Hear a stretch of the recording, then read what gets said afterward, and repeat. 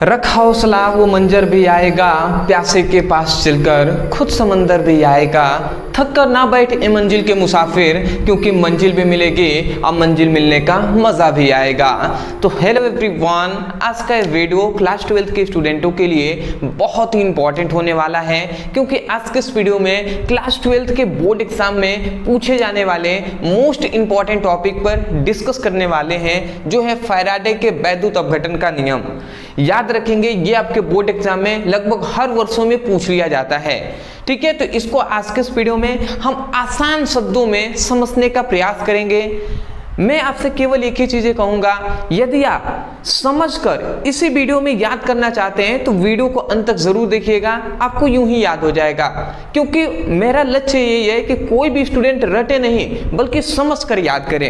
ठीक है ना, तो चलिए हम स्टार्ट करते हैं। यहाँ पे चैप्टर का नाम हमने लिख दिया है वैद्युत रसायन। याद रखेंगे चैप्टर 2 है क्लास 12 का, और इस चैप्टर का ये चौथा वीडियो है। इससे पहले 3 वीडियो बना दिया गया है, नहीं देखे हैं डिस्क्रिप्शन बॉक्स में लिंक आपको दे दिया जाएगा, तो आप इस वीडियो को देखने के पश्चात सीक्वेंस वाइज वीडियो को देख सकते हैं। ठीक है, चैप्टर वाइज।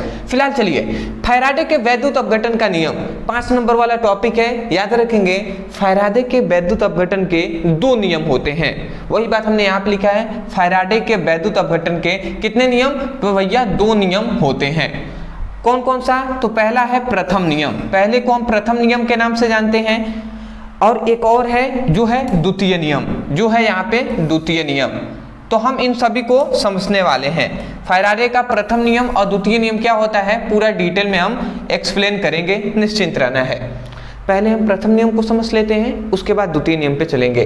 देखिए प्रथम नियम में क्या बताया गया, देखिए यहाँ पे हमने लिखा हुआ है कि विद्युत अपघटन की क्रिया में, ठीक है, विद्युत अपघटन की क्रिया में इलेक्ट्रोडों पर मुक्त या एकत्रित होने वाले पदार्थों की मात्रा सेलों में प्रवाहित आवेश के क्या होता है, आवेश के समानुपाती होता है।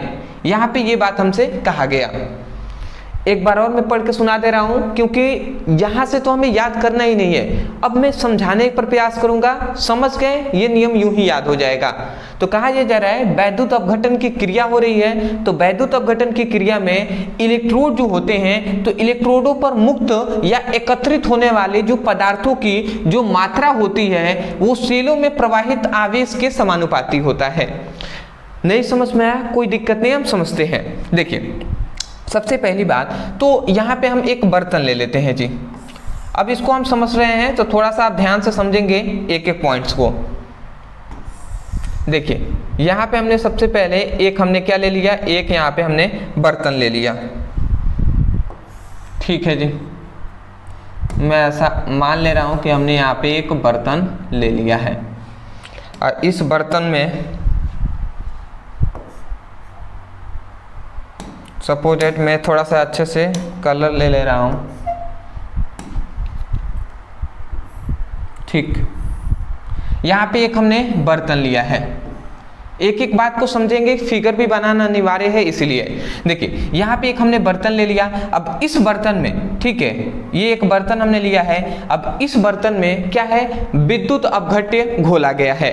मतलब इस बर्तन में पहले से जल है और जल में हमने विद्युत अपघट्य घोल दिया। विद्युत अपघट्य इसमें हमने घोला हुआ है। तो यहाँ पे विद्युत अपघट्य का मतलब आप समझते हैं, वो भी हम आपको समझाएंगे।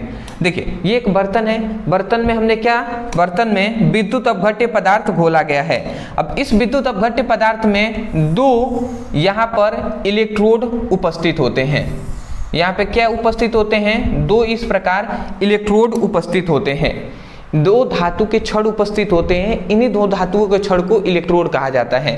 तो एक को हम एनोड कहते हैं, एक को हम क्या कहते हैं, एनोड कहते हैं, एक को कैथोड कहते हैं। ठीक है, तो हम जानते हैं जो एनोड होता है, ठीक है, ये प्लस होता है, और जो कैथोड होता है उस पर माइनस आवेश होता है।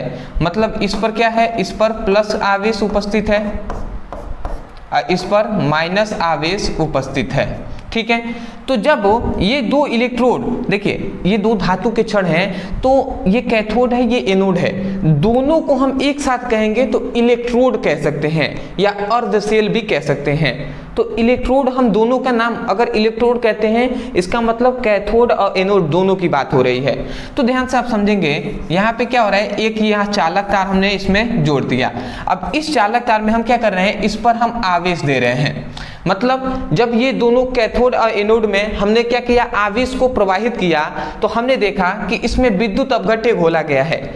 पहले से विद्युत अपघट्य घोला गया है। विद्युत अपघट्य मतलब NaCl, ठीक है, मतलब NaCl और H2O, मतलब जल तो इसमें पहले से था ही, उसके बाद NaCl हमने इसमें घोल दिया है। तो जैसे ही हमने NaCl घोला ना, तो हम जानते हैं विद्युत अपघट्य का मतलब होता है जो जल में घुलकर आयनों में टूट जाता है।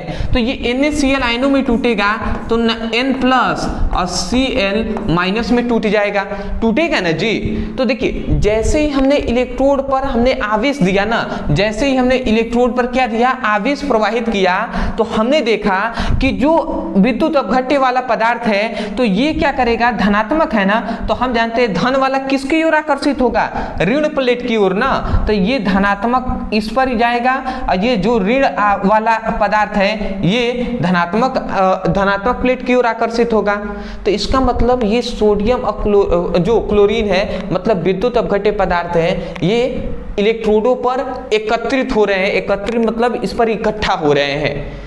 और बहुत सारे, जब हम आवेश देते हैं तो बहुत सारे पदार्थ इस पर एकत्रित होते हैं और बहुत सारे पदार्थ इसमें से निकलते भी हैं, मुक्त होते हैं, ठीक है। तो यहाँ पे केवल हमें यही बात बताया गया कि ये जो सोडियम है, जहाँ पर मतलब विद्युत अपघट्य पदार्थ है, तो जो यहाँ पे एकत्रित हो रहे हैं ना ये पदार्थ, मुक्त या एकत्रित हो रहे हैं पदार्थ, तो मुक्त या एकत्रित होने वाले पदार्थों की जो मात्रा होती है वो इस विद्युत अपघट्य में प्रवाहित जो आवेश है ना उसके क्या होता है, समानुपाती होता है। बात समझ में आ गया। मतलब यहाँ पे कौन सी क्रिया हो रही है, जल में टूटकर आयनों में टूट रहा है विद्युत अपघट्य पदार्थ, तो यहाँ पर वैद्युत अपघटन की क्रिया हो रही है। किसकी क्रिया, विद्युत अपघटन की। मैं यहाँ पे लिख दूं, विद्युत अपघटन की क्रिया हो रही है, ठीक है, विद्युत अपघटन की क्रिया हो रही है। तो हम यही कह रहे हैं कि किसी विद्युत अपघटन की क्रिया में इलेक्ट्रोड ये दोनों है ना, तो आप ध्यान से समझिए, नियम हम बोल रहे हैं। प्रथम नियम में वैज्ञानिक ने यह बताया कि वैद्युत अपघटन की क्रिया में इलेक्ट्रोडों पर एकत्रित होने वाले पदार्थों की मात्रा इलेक्ट्रोडों पर प्रवाहित आवेश के क्या होता है, समानुपाती होता है, या हम अनुक्रमानुपाती भी कह सकते हैं।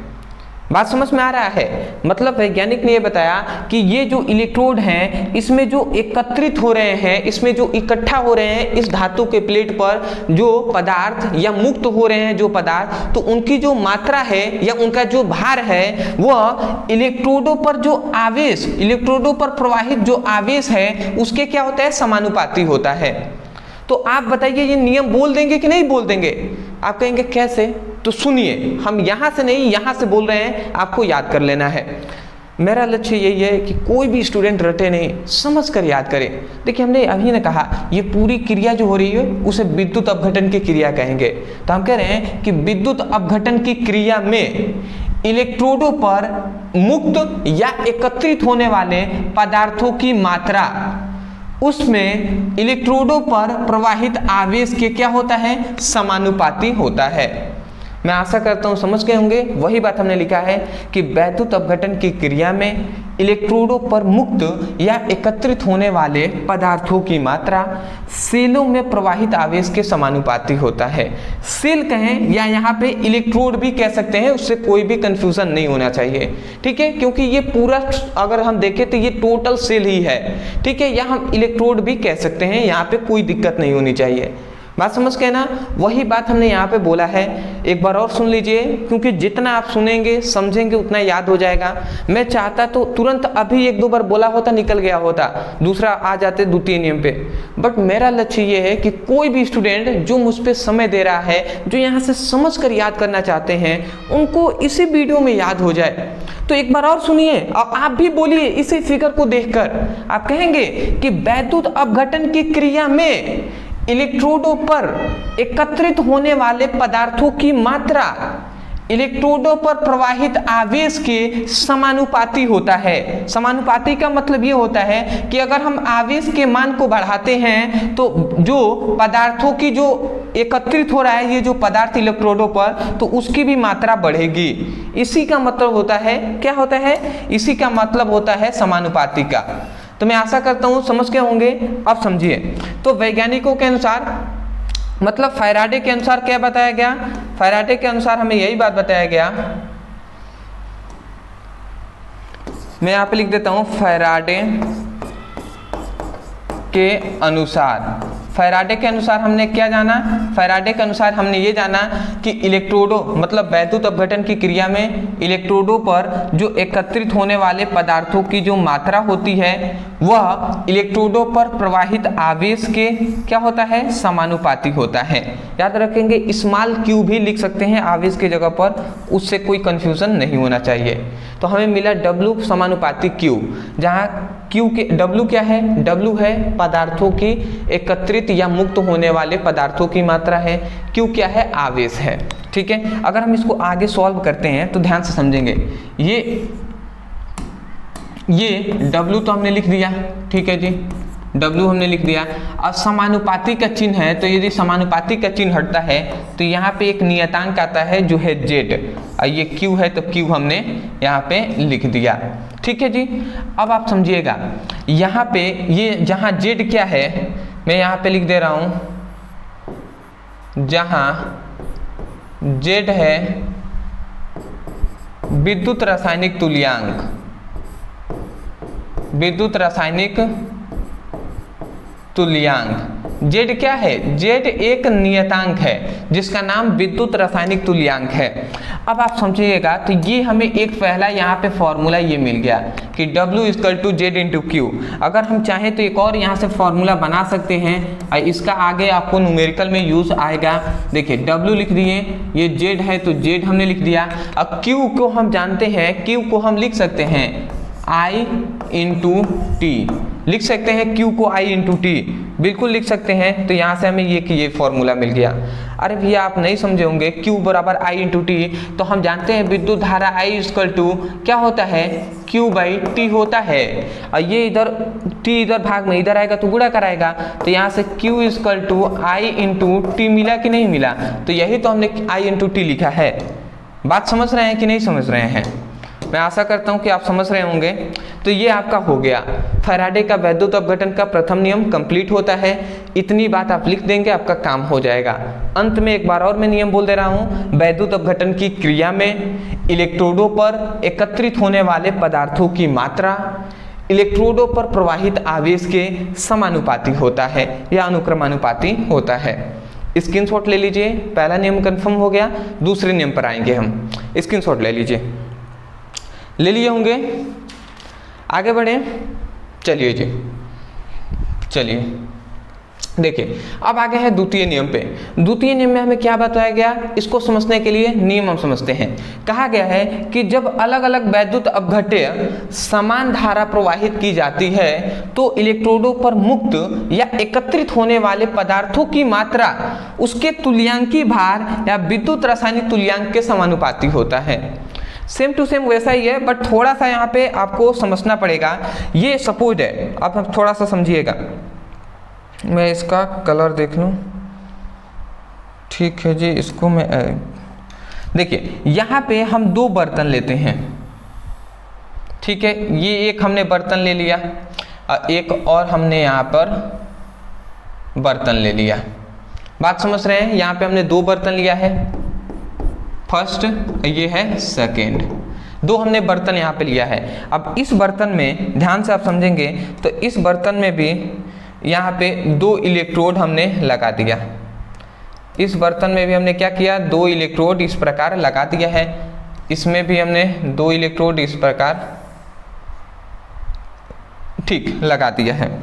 अब ध्यान समझेंगे, ये बर्तन, इसमें 2 धातु के क्षण हैं जिसे हम इलेक्ट्रोड कहते हैं। अब इस बर्तन में हमने क्या करा है, इसमें जैसे विद्युत जल इसमें पहले से था और जल में हमने विद्युत अपघट्य घोल दिया। तो अगर हम जल में विद्युत अपघट्य घोलते हैं तो मतलब NaCl एक विद्युत अपघट्य है और जल में हमने घोल दिया है। तो यहाँ से हम मान सकते हैं कि यहाँ पर ये टोटल यहाँ तक यहाँ पे जल और विद्युत अपघट्य इसमें घोला गया है। तो इसमें भी NaCl प्लस H2O है, जैसे पीछे था ना फिगर वैसे ही सेम टू सेम है। बट क्या है, इसमें अलग अलग वैद्युत अपघट्य है। तो देखिए यहाँ पे NaCl है, परंतु यहाँ पर हमने NaCl लिया है ना, तो NaCl ना लेकर हम यहाँ पे एक अलग विद्युत अपघट्य लेंगे। यही मैं समझाना चाहता था कि वैद्युत अपघट्य यहाँ पे NaCl लिया है तो यहाँ पर हम AgCl ले लेते हैं, सिल्वर क्लोराइड हमने ले लिया। तो देखिए ये 2 अलग अलग वैद्युत अपघट्य है, ठीक है। तो यहाँ पे कहा गया कि जब 2 अलग अलग विद्युत अपघट्य में समान धारा प्रवाहित की जाती है, मतलब ये 2 अलग अलग विद्युत अपघट्य हैं। देखिए इसमें NaCl घोला है, इसमें जल में के साथ सिल्वर क्लोराइड घोला गया है। तो जब 2 अलग अलग विद्युत अपघट्यों में हम क्या करते हैं, समान धारा प्रवाहित करते हैं। मान लेते हैं इसमें भी हमने, इसमें भी इसमें मान लेते हैं इसमें भी हमने प्लस Q आवेश दिया, इसमें भी हमने प्लस Q आवेश दिया, ठीक है। तो यहाँ पे कहा जा रहा है कि यदि अलग अलग विद्युत अपघट्यों में हम समान विद्युत धारा प्रवाहित करते हैं तो जो पदार्थ इलेक्ट्रोडों पर एकत्रित होने वाले पदार्थों की जो मात्रा है वो क्या होगा। जैसे कि जब हम इसमें आवेश देंगे तो हम जानते हैं कि जो सोडियम है Na प्लस और Cl माइनस में टूट जाएगा। इसमें क्या होगा कि Ag प्लस और Cl माइनस में टूट जाएगा, ये बात हम जानते हैं। और हम ये भी जानते हैं, हम क्या जानते हैं कि ये जो सोडियम है तो ये धनात्मक प्लेट है और ये ऋणात्मक प्लेट है, ये धनात्मक प्लेट है, ये ऋणात्मक प्लेट है। तो हम ये बात पहले से जानते हैं कि धनात्मक वाला किसकी ओर जाएगा, धनात्मक वाला ऋणात्मक प्लेट की ओर जाएगा और ऋणात्मक प्लेट वाला धनात्मक की ओर की जाएगा। बात समझ रहे हैं ना, मतलब विपरीत आवेश एक दूसरे को आकर्षित करते हैं। तो जो AgCl है, ये Ag जो है वो ऋण आवेश की ओर जाएगा और जो Cl है वो धनात्मक प्लेट की ओर जाएगा। तो यहाँ पे विद्युत अपघटन की क्रिया होने लगा। तो हम यही कह रहे हैं कि जब अलग अलग विद्युत अपघट्यों में समान धारा या समान आवेश प्रवाहित की जाती है तो इलेक्ट्रोडों पर एकत्रित होने वाले पदार्थों की मात्रा, इलेक्ट्रोडों पर एकत्रित होने वाले जो पदार्थों की मात्रा होती है जिसे हम W से प्रदर्शित करते हैं, तो इलेक्ट्रोडों पर एकत्रित होने वाले पदार्थों की जो मात्रा होती है या जो भार होता है वह इलेक्ट्रोडों के तुल्यांकी भार, इलेक्ट्रोडों के तुल्यांकी भार E1 के समानुपाती होता है। तो वही बात यहाँ पे सबसे पहली बात याद रखेंगे, ठीक है। एक और आप याद रखेंगे, अगर हम इसके लिए देखें तो इलेक्ट्रोडों पर एकत्रित होने वाले पदार्थों की जो मात्रा होती है वो तुल्यांकी भार के समानुपाती होता है, ये पहले के लिए। दूसरे के लिए तो हम W2 लिख सकते हैं कि इलेक्ट्रोडों पर एकत्रित होने वाले पदार्थों की जो मात्रा है वो समानुपाती होता है किसके, तुल्यांकी भार के। तो तुल्यांकी भार E2 इसके लिए हो जाएगा। तो ये हमें यहाँ से फॉर्मूला मिला, यहाँ से हमें ये फॉर्मूला मिला। बात समझ रहे हैं। तो वही बात यहाँ पे कहा गया है कि जब अलग अलग वैद्युत अपघट्य में समान विद्युत धारा प्रवाहित की जाती है तो इलेक्ट्रोडों पर मुक्त या एकत्रित होने वाले पदार्थों की मात्रा, इलेक्ट्रोडों पर मुक्त या एकत्रित होने वाले पदार्थों की मात्रा उनके तुल्यांकी भार या विद्युत रासायनिक तुल्यांक के समानुपाती होता है। अभी मैं इसको विद्युत रासायनिक तुल्यांक क्या होता है इसको मैं समझाऊंगा। फिलहाल आप इतना समझिए कि एकत्रित होने वाले जो पदार्थों की मात्रा होती है वो तुल्यांकी भार के समानुपाती होता है, मतलब E1 E2 के समानुपाती होता है। बात समझ गए ना। तो यहाँ से हमें ये फॉर्मूला मिला। अगर हम इसको आगे ले चलते हैं, अच्छा सबसे पहली बात मैं आपसे पूछना भूल गया, ये नियम याद हुआ कि नहीं हुआ? आगे मैं सॉल्व करने से पहले मैं पूछ रहा हूँ, ये नियम याद हुआ? याद हो गया होना चाहिए, ठीक है ना। पीछे वाले जैसा ही है, बस उसमें ये था कि हमने बताया था कि इलेक्ट्रोडों पर एकत्रित होने वाले पदार्थों की मात्रा, उस पर हमने क्या कहा था, आवेश पर निर्भर करता है, आवेश के समानुपाती होता है। बट इसमें हम कह रहे हैं कि तुल्यांकी भारों के समानुपाती होता है, यही केवल डिफरेंट है। तो आप कहेंगे जब अलग अलग वैद्युत अपघट्यों में समान आवेश प्रवाहित की जाती है या समान धारा प्रवाहित की जाती है, तो इलेक्ट्रोडों पर एकत्रित होने वाले पदार्थों की मात्रा इलेक्ट्रोडों के तुल्यांकी भार के समानुपाती होता है। मैं आशा करता हूं आप समझ गए होंगे। अगर इसको हम आगे सॉल्व करें तो हमें क्या मिलता है ये समझिए। ये W1 है, समानुपाती का चिन्ह हटता है तो यहाँ पे Z आता है। Z आप जानते हैं विद्युत रासायनिक तुल्यांक है, तो Z हमने लिख दिया इंटू E1 लिख दिया। अगर हम इसको समीकरण फर्स्ट मानते हैं और इसको अगर हम करते हैं तो W2 समानुपाती का चिन्ह हटेगा, Z आएगा तो Z इंटू I2 हो जाएगा। तो इसको समीकरण 2 मानते हैं। यदि समीकरण फर्स्ट और सेकेंड में अगर हम भाग कर देते हैं तो देखिए W1, ठीक है, अब बाई W2 हो जाएगा, दाहिना वाला दाहिने पक्ष की ओर, बायां वाला बाएं पक्ष की ओर। तो इस बार हम देखें तो Z1 इंटू E1, इसका क्या हो जाएगा Z इंटू E2, यही ना हो जाएगा जी। अब अगर आप समझते हैं यहाँ पे तो ये Z से ये Z कैंसिल हो गया, तो यहाँ से हमें क्या फॉर्मूला मिला, यहाँ से हमें फॉर्मूला मिला ये, वो हमें मिला W1 by W2 equal to E1 by E2। ये बात आप याद रखेंगे, ये बहुत इंपॉर्टेंट, यही फॉर्मूला मिलेगा W1 by W2 equal to E1 by E2। याद रखेंगे। एक और बात कहा गया, विद्युत रासायनिक तुल्यांक के भी समानुपाती होता है। तो विद्युत रासायनिक तुल्यांक को हम याद रखेंगे Z से प्रदर्शित करते हैं। विद्युत रासायनिक तुल्यांक को हम Z से प्रदर्शित करते हैं तो इसका Z1 बाई Z2 के भी समानुपाती होगा। इतनी बात आप याद रखेंगे, इस फॉर्मूले को आप याद रखेंगे। देखिए एक बात मैं पहले ही कहता रहा हूँ, इस पर न्यूमेरिकल नहीं आता है, ठीक है ना, इससे कंफ्यूज नहीं होना है, बस आपको याद रखना है ये कि ये फॉर्मूला होता है। तो आपको ये बात समझ गए, W1 by W2 equal to E1 by E2 equal to याद रखेंगे Z1 बाई Z2 होता है। मतलब W1 बाई W2 जो होगा वो इसके बराबर भी होगा और W1 by W2 Z1 by Z2 के भी बराबर होगा।